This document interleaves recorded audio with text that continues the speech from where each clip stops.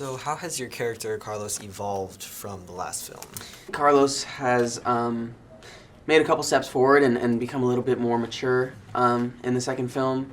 I think that he finds more of what he's good at and what he can help people with and how he can contribute to the team.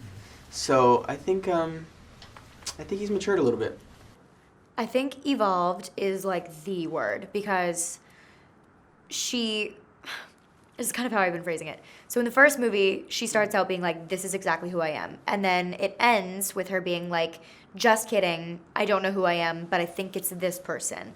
And then in the second movie, we pick back up exactly where we left off. And she thinks she's found herself. And then she sort of realizes like, no, this isn't really the fit either.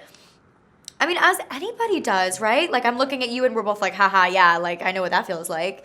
Because you go through so many evolutions trying to find yourself. And so that we kind of focus on her, I think it's a very interesting thing because usually you're watching a movie about somebody who knows who they are. And they're just being that character. And Mal has to sort of find herself over and over again in this movie. It was very interesting to play. Uma is very sassy. I mean, she's the daughter of Ursula from The Little Mermaid, and Ursula is known for her sass. So she takes after her mother, and she's just super determined. She's coming for blood and for revenge in this film. So yeah, Jay, he's evolved so much.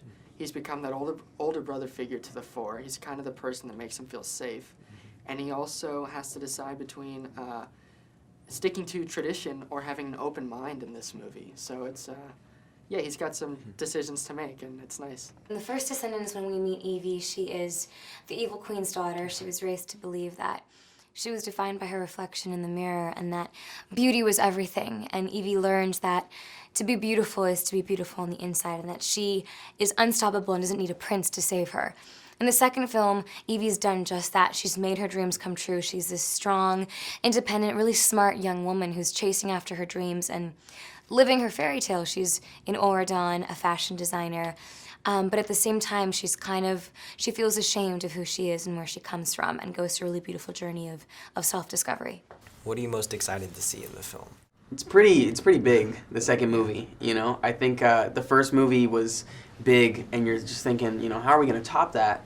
But somehow we did it, and it, you know, the movie's pretty amazing, but I think the things that I'm looking forward to the most are the relationships and the development of those, and then seeing all the numbers. You know, the dance numbers are always the most fun.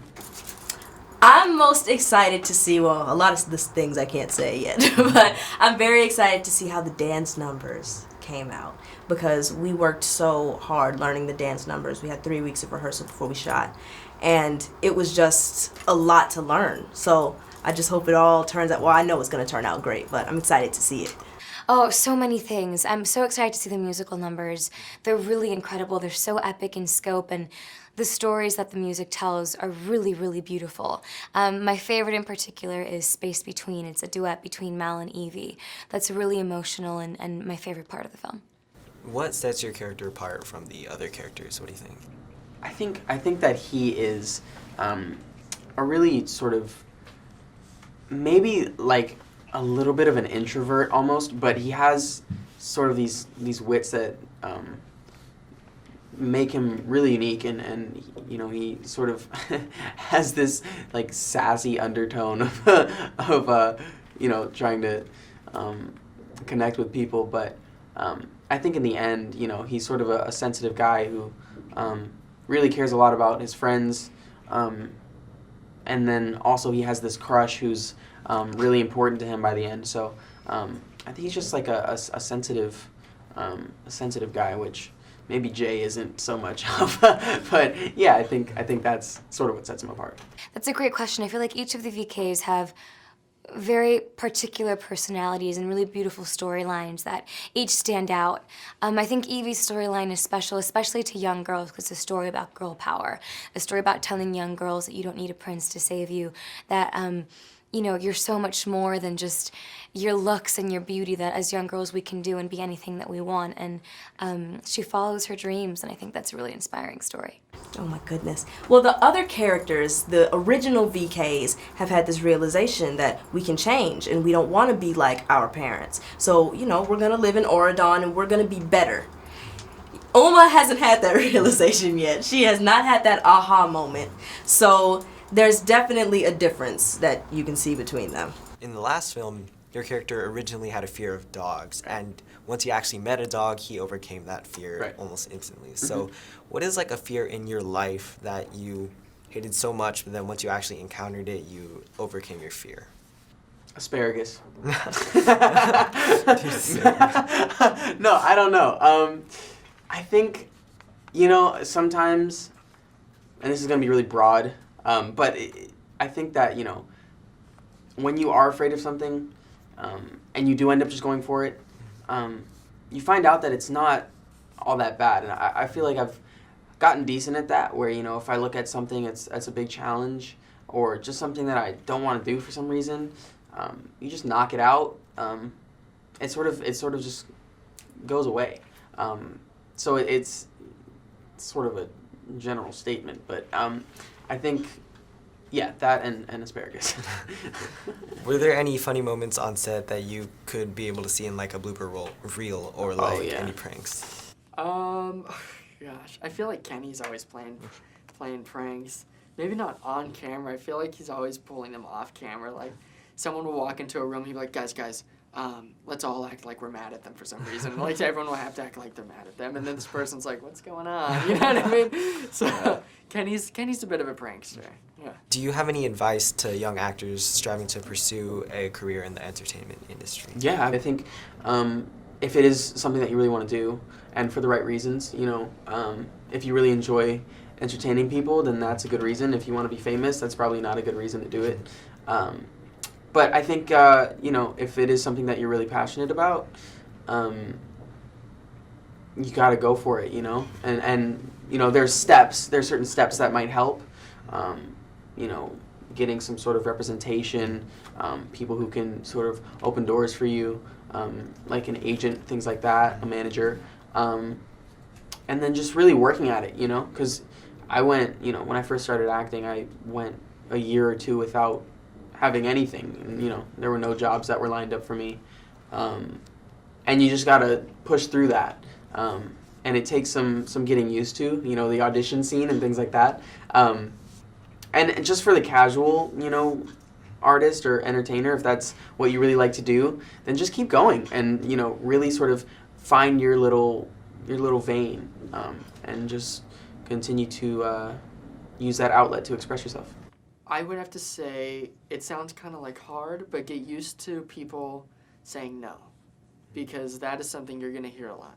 Like, no matter who you are, no one goes out and books every single role that they're trying to audition for. No one, sings a song perfectly every time. Like, you're always going to hear the word no, and that's something that is really hard. You go into an audition and they're like, no, you're not right because of this, or no, you're not right because of that, or you're singing it like, no, that wasn't right, but it's always there, you know what I mean? And you can't let that pull you back. You have to take it and accept it and keep going and know that there are, everyone goes through the same thing. It's not just you. And that, for me, that was a big thing, was, you'd audition and audition, I don't get that part, I don't get this part. You still do auditions, and it's like, you didn't get it because of that reason, or you're not this tall, you're not that small, you're not, you know what I mean?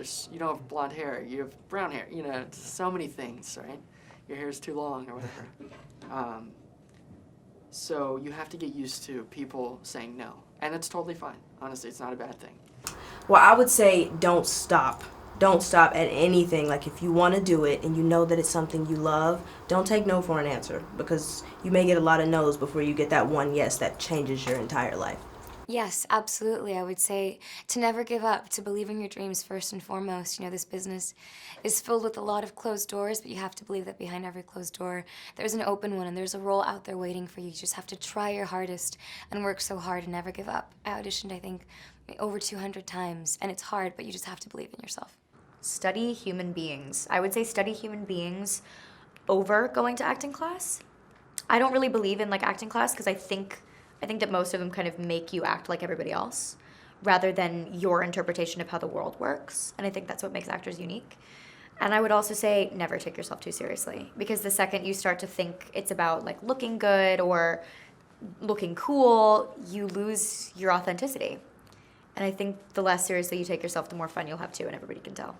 So in the first movie, at least, I haven't seen much of the next one, but in the first, you guys stole a magic wand, and if you had that magic wand in real life, what would you do with it? Ooh, if I had that magic wand in real life, can it do anything? Okay, because in the movie, you have to use spells. If I can do anything, I would say I would make sure that my like family and loved ones were always safe, would be my number one. And then I would probably get rid of the whole like money system in the world, because I think that's a crazy system. I think it's just like, let's not do that. And actually, you know what I would do? I would make it so that, because I truly believe that no one has ill intentions, and I think that if we could all just get rid of our fear and our judgment, we would see that the other person typically in most situations has a validity to their point. So if I could just have the power to take someone's thoughts and give it to somebody else, and they had no choice but to receive it how that other person felt it, I think it would resolve a lot of conflict, and I think there would be a lot more love and positivity.